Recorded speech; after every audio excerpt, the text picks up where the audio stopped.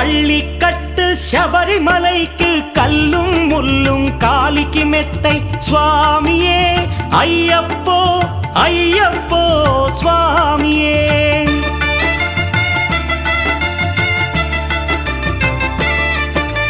பள்ளிக்கட்டு சபரிமலைக்கு கல்லும் முள்ளும் காலிக்கு மெத்தை சுவாமியே ஐயப்போ ஐயப்போ స్వామియే.